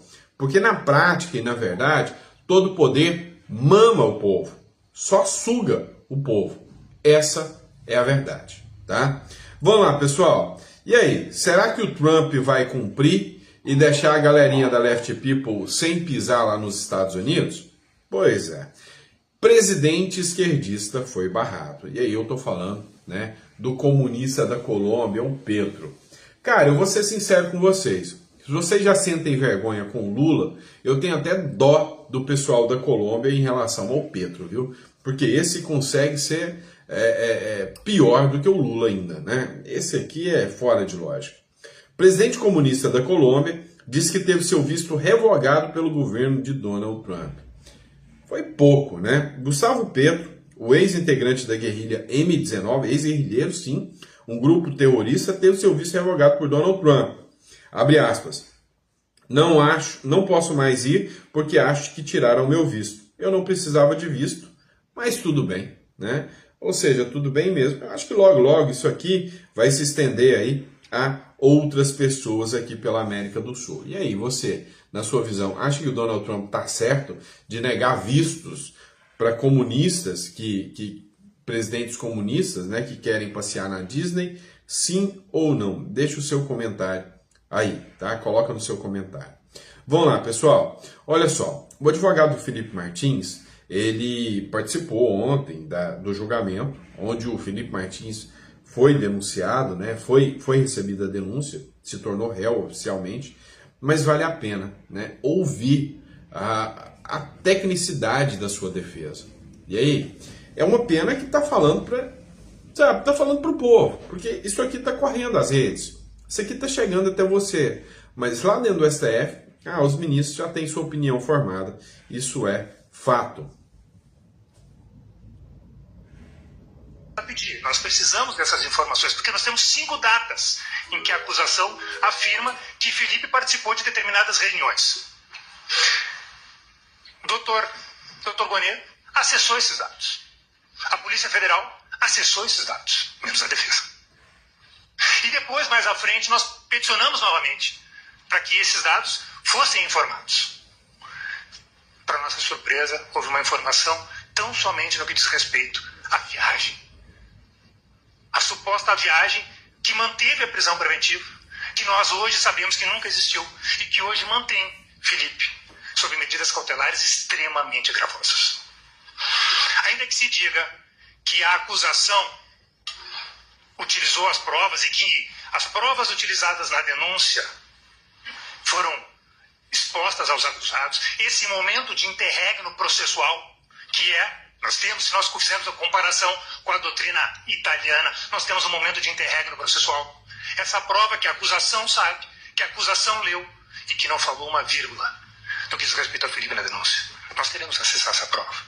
A PET 12.100 não tem. A 11.767 também não tem. Então, com a máxima vênia, e com toda a humildade do mundo, esse advogado pede a essa corte que esclareça essa bancada de defesa. Porque essa prova nós queremos enfrentar neste momento, ministro Fux. Nesse momento, ministro Clarutino. Porque essa prova faz a contraprova dessas 5 datas de reuniões que o Felipe nunca participou. Este é o ponto central do dia de hoje. Nós temos que conhecer esses autos. Nós temos que conhecer isso. Nós temos que corrigir. O processo é um instrumento idôneo. O processo é um instrumento idôneo de reconstrução de um fato histórico. Nós precisamos disso. E é por essa razão que nós dissemos e reafirmamos a quebra do compromisso da ilegalidade do Ministério Público. Porque se pediu e acessou, e pediu do Uber também, essas provas têm que ser compartilhadas. Os americanos tratam isso de maneira muito clara. Disclosure. Como é que nós não vamos observar isso neste processo? Necessariamente, nós temos duas... O que ele está falando aqui? Olha, é simples. Os dados de geolocalização já provaram que o Felipe Martins não estava lá nos Estados Unidos. E agora esses mesmos dados de geolocalização foram utilizados pelo Ministério Público como argumento de que o Felipe Martins poderia estar em reuniões, né, sobre um suposto golpe. A grande questão é, só o Ministério Público teve acesso a essas provas, usou isso como argumento, mas a defesa não tem acesso a essas provas. No direito, nós temos um princípio que se chama princípio da paridade das armas. Ou seja, se o Ministério Público tem acesso a uma prova, a defesa também tem que ter. O Ministério Público é a acusação. Todo mundo pensa que é o Alexandre de Moraes, né? Porque ele, é isso que dá a entender, mas não é não. Ele deveria ser só o julgador, né? Mas atua mais do que até o próprio Ministério Público. Mas a grande questão é, o acusador e a defesa têm que ter mesmos prazos, mesmos acessos às provas, mesmo tempo de defesa, mesmo direito de arrolar testemunhas, a mesma coisa. Pelo contrário, a defesa não teve o direito de ter as testemunhas arroladas. Já começou violando o direito à defesa. Agora, provas que foram utilizadas pelo Ministério Público não podem ser utilizadas pela defesa. Se você acha que isso é democracia, que está dentro do Estado Democrático de Direito, está tudo bem. Se você acha, não, se eu não gosto desse lado político, você não precisa nem dar o direito de defesa. Para que vocês estão fazendo esse teatro aí? Né? Para que vocês estão pondo advogado falar lá se a decisão já foi tomada? Se eles não podem nem acessar as provas. A nossa classe de advogados está sendo humilhada, né, no Brasil ultimamente. Vamos lá. Matéria do Metrópolis. O advogado de Marcelo Câmara critica o STF e diz que tem um monte de coisas atropeladas, né? Acompanha aqui comigo. Não sei o que os outros colegas farão, mas eu posso antecipar o que eu farei. Trouxe hoje uma preliminar bastante importante com relação à incompetência do Supremo Tribunal Federal, reconhecida pela Procuradoria e pelo ministro Alexandre de Moraes, em caso análogo, no caso das vacinas. No caso das vacinas, houve o arquivamento do ex-presidente Bolsonaro por um parlamentar, os demais investigados foram determinados que procedessem em primeiro grau. Solicitei isso hoje, sequer foi apreciado. Então, respondendo a sua pergunta, eu vou fazer os embargos de declaração assim que tiver acesso ao voto e depois a instrução normal. Vai ter testemunha para responder, vamos ver como vai ficar a questão da intimação das testemunhas também, que acho que é uma questão que vocês devem ter. Espero que seja revista essa questão. É quase impossível que um advogado intime e convença as testemunhas de lá estarem no dia das audiências. Mas isso também será enfrentado. Todo mundo percebe que as coisas estão sendo um pouco atropeladas. Agora, o entendimento tem sido esse. Da primeira vez foi assim, da segunda assim, imagino que da terceira, da quarta e até a quinta será o mesmo procedimento. Veja, que fique claro. Não estou dizendo que a corte não respeita, não estou aqui atacando nenhum ministro ou a corte como um todo. Mas sinto sim, e até hoje a presença da OAB demonstra que as prerrogativas precisam ser revistas, precisam ser preservadas, para que a gente tenha um processo que ao final possa ter uma conclusão e não sofra anulações e eventuais responsáveis não sejam responsabilizados, assim como já vêm sendo responsabilizados. Quero deixar claro. O que ele falou aqui foi que há uma série de atropelos, né, uma série de ações absurdas por parte do Supremo. As testemunhas não foram arroladas pelo Supremo Tribunal Federal. As testemunhas não puderam ser apresentadas por ordem da decisão judicial, né, por ordem da intimação judicial. Os advogados têm que ir lá e convencer as testemunhas para irem. E se as testemunhas falarem não quero ir, não vão. E aí vem cá. O Flávio Dino era ministro da Justiça lá no 8 de janeiro. As câmeras sumiram. O Flávio Dino correu lá no prédio para ver o que tinha acontecido no 8 de janeiro. Ele participou das investigações. Por que ele não pode ser intimado como testemunha? Pode sim. E aí eu te pergunto, mas será que um advogado vai conseguir convencer o Flávio Dino a comparecer lá para prestar depoimento a favor das vítimas, como testemunha de defesa? Lógico que não. Ah, sabe quem mais foi arrolado? O Alexandre de Moraes. Sabe por quê? Porque ele é vítima do caso. E o processo diz que a vítima tem que ser ouvida. Já que o ministro não determinou a oitiva da vítima, que é ele mesmo, o juiz não determinou a oitiva da vítima, que é ele mesmo, qual o problema aqui? Nós temos também, então, o advogado arrola o Alexandre de Moraes como testemunha, que é um direito dele. E imagina o advogado chegando, olha, o ministro Alexandre de Moraes, eu vim aqui para te convidar para ser testemunha. O ministro Alexandre de Moraes rejeitou te intimar, mas eu estou te convidando para que você compareça, mesmo sem a determinação de você mesmo. Você entendeu que bagunça que vira isso? Então, assim, cara, não há observância das prerrogativas dos advogados, né? E aí, matéria do Poder 360 também, olha só. Investigado não escolhe juiz que o julga, diz Moraes. Opa, não é um investigado, é a lei. Vamos lá, outra questão. Cara, os argumentos são tão fracos que até assustam, né? Só para constar, existe um princípio chamado juiz natural e princípio da distribuição que diz o seguinte: os processos devem ser sorteados. Está na lei, está na Constituição. Devem ser sorteados. Ou seja, o acusado não escolhe, o investigado não escolhe o juiz que vai julgar ele, não. Mas o juiz não pode escolher quem ele vai julgar também, não. É sorteio. A lei diz assim. E adivinha só, foram escolhidos, todos do 8 de janeiro escolheram o ministro Alexandre de Moraes. Acabou o princípio da distribuição. Cara, desde o seu nascedouro, todos esses processos violam a legislação. O ministro do Supremo Tribunal Federal, Alexandre de Moraes, disse nessa terça-feira que investigado não tem a prerrogativa de escolher quem o julgará. A fala dada durante o seu voto no julgamento, que pode tornar réu Bolsonaro, Felipe Martins e mais 5 por tentativa de golpe de Estado, é uma resposta às alegações de que ele não poderá julgar os acusados, já que seria uma vítima do caso. Que argumento é esse? Ah, não, peraí, você não escolhe quem pode ser o seu acusador, não. Peraí, a vítima sendo o acusador, não, você não escolhe. Para que existe o instituto da suspeição e do impedimento e da suspeição? Para nada, para nada.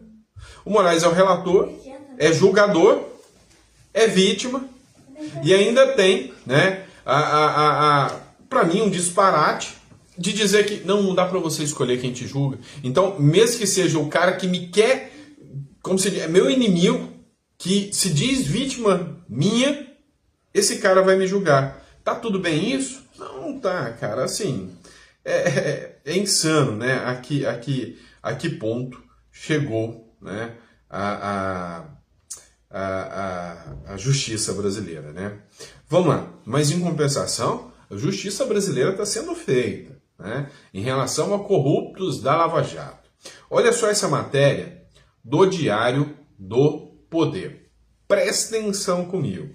Renato Duque é condenado a 29 anos por fraudar $500 milhão na Petrobras. Não, você não entendeu errado. Fraudou $500 bilhão na Petrobras.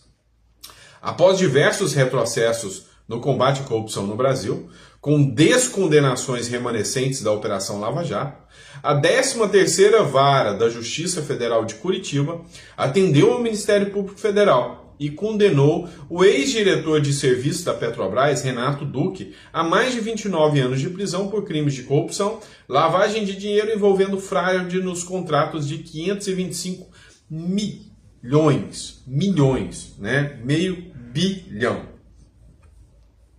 Você sabe o que o Renato Duque deve estar fazendo agora, né? Depois dessa condenação? Rindo da sua cara. Rindo de você, otário, que está me assistindo. De mim, que estou falando aqui, outro otário. Por quê? Porque isso aqui não é nada. É nada. Isso aqui é o Brasil. Foi a primeira instância de Curitiba, a Justiça Federal de Curitiba. Há quanto tempo já vem rolando a Lava Jato? Suspende o processo, trava o processo e ele foi condenado agora. O que vai acontecer? Essa porcaria vai prescrever. E o melhor, se não prescrever, vai chegar no STF. E se chegar no STF? Ah, meu amigo, dá para postar um cafezinho.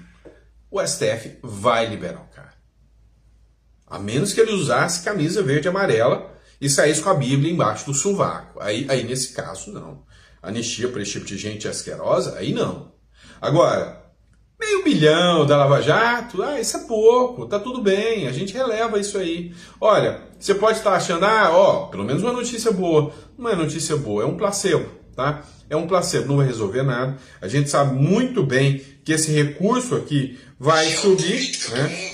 Vai subir, vai chegar no STF e lá no STF, né? Literalmente, vai ficar por isso mesmo, tá? Vamos lá. Luiz Bassi no Instagram. O presidente Lula destacou a importância... Peraí, deixa eu colocar aqui para vocês. Né? O presidente Lula destacou a importância das instituições fortes para garantir a democracia, especialmente no Brasil e no Chile. Ele falou isso junto com Gabriel Boric, que está aqui. Só que o Lula resolveu dar aquela cutucadinha básica lá no Donald Trump. Como que vai ficar o Brasil sem mim se a extrema-direita assumir? Como eu queria saber disso, viu? Como eu queria descobrir isso sem o Lula, né? E outra questão, o Lula também falou que o Brasil está muito preocupado com as políticas do Donald Trump, né? Com a forma que o Donald Trump vem conduzindo o mundo. Pois é, né? Eu não estou vendo o Lula fazer muitas críticas ao Donald Trump, não, mas logo logo ele não vai aguentar e vai começar a fazer. Aí o bicho vai pegar, não tenha dúvidas disso, tá bom? Pessoal, vou mais rápido um pouquinho nesse editorial aqui, tá? Só quero te agradecer, né, pela confiança no trabalho que vocês têm. Muito obrigado por tudo. Daqui a pouco a gente está voltando com mais um editorial. No próximo editorial, eu quero falar com vocês sobre essa matéria aqui da Folha de São Paulo.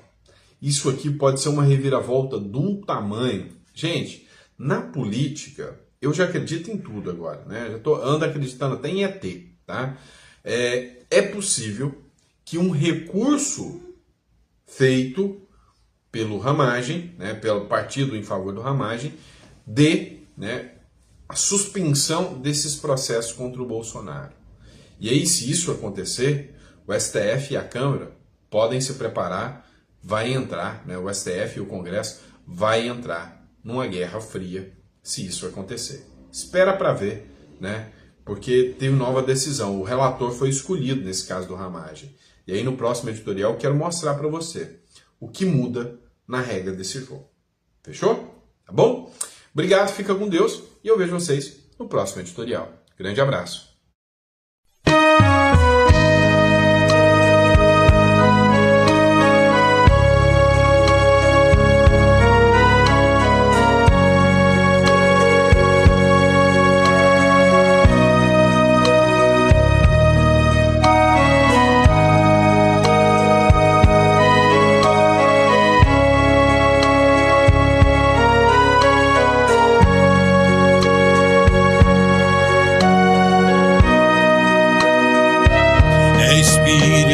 Santo, o Consolador,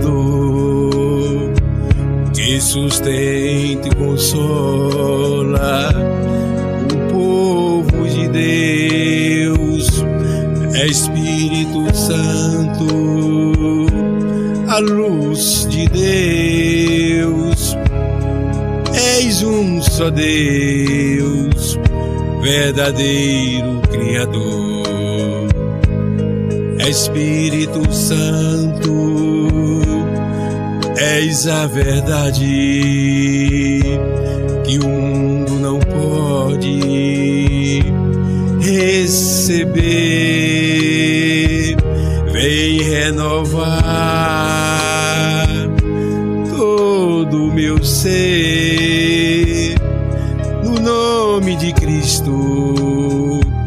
Que felicidade! Espírito Santo, vem me envolver. Quero erguer teu altar em meu coração. Dai-me tua direção e teu saber, pois o meu desejo é melhor te conhecer.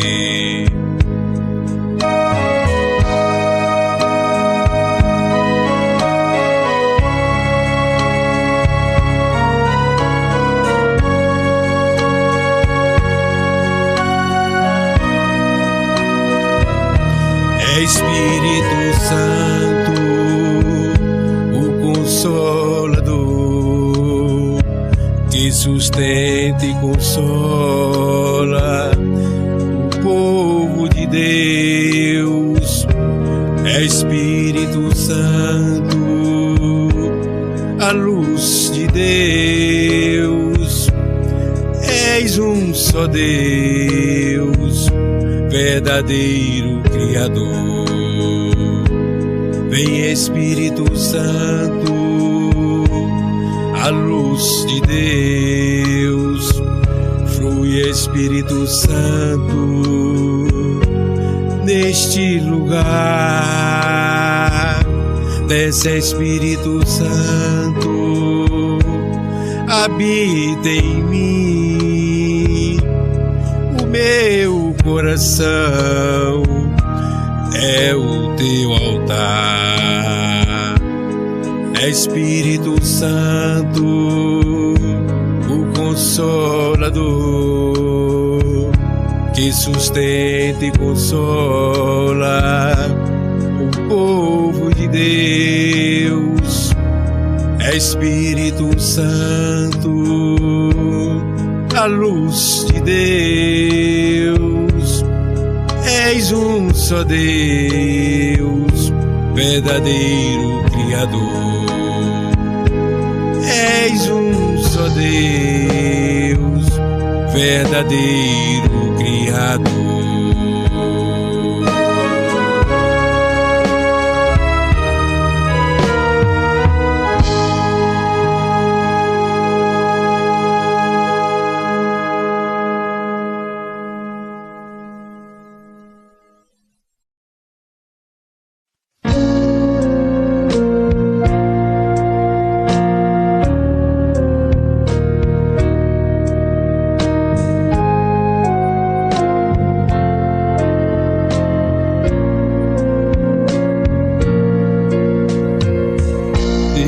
Somente Deus dorme no trono do universo, céus, terra e mar, e tudo que imaginar. Maravilhado ao ver os céus, vejo o poder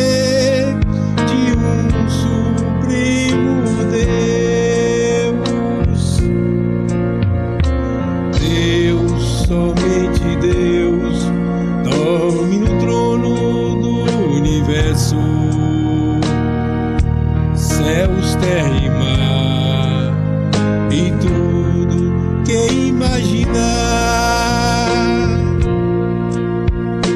Ao ver a terra da criação, fico a pensar nas obras de tuas mãos.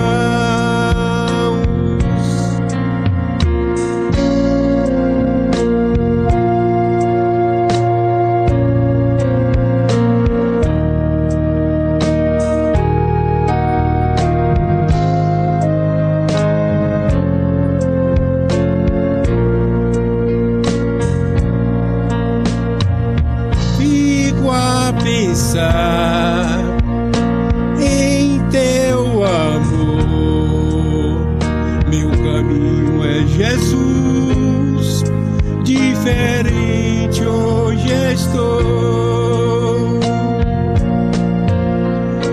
Deus, somente Deus, dorme no trono do universo, céus, terra e mar, e tudo que imaginar. Em ti, Senhor, a paz e perdão.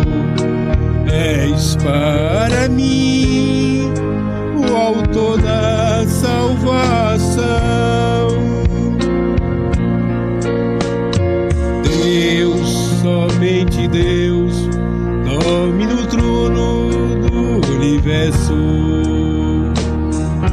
céus, terra e mar, e tudo que imaginar. Em ti, Senhor, a paz e perdão, és para mim o autor da salvação.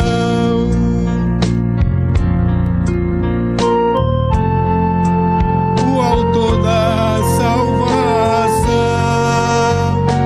da salvação.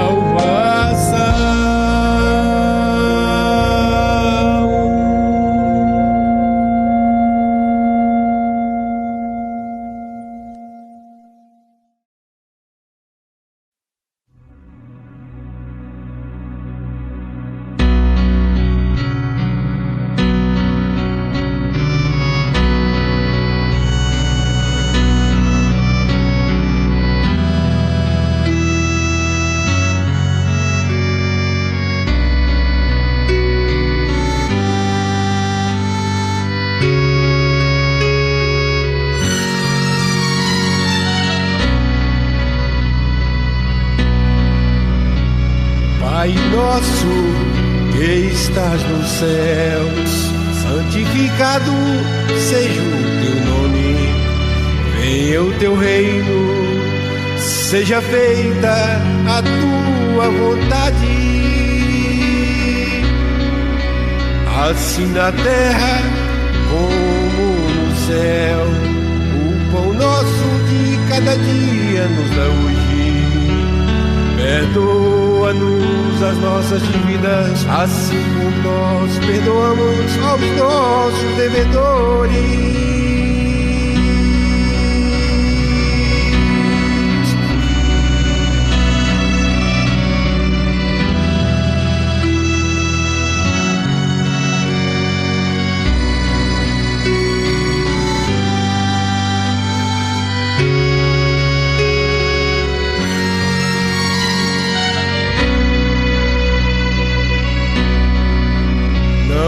Deixes cair em tentação, mas livra-nos do mal, porque teu é o reino e o poder e a glória para sempre. Amém.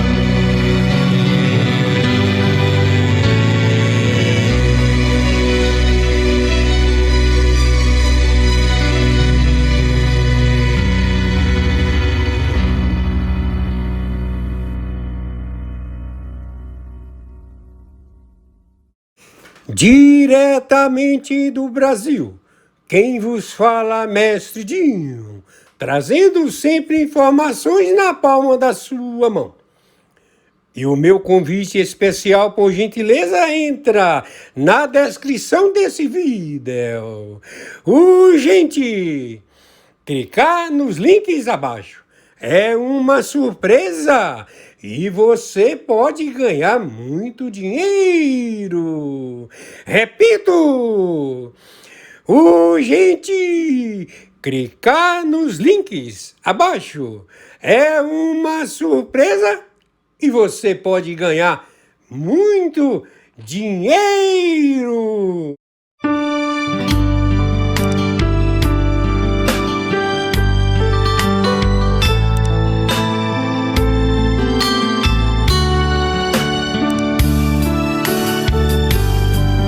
Jesus, meu rei, preciso de ti, te seguirei por onde quer que for, mais perto quero estar, sempre hei de suplicar, nos conflitos com o tentador, Jesus me fará vencedor, no nome do Senhor Jesus. O inimigo é amarrado com o poder do meu Deus, me guardando, me livrando.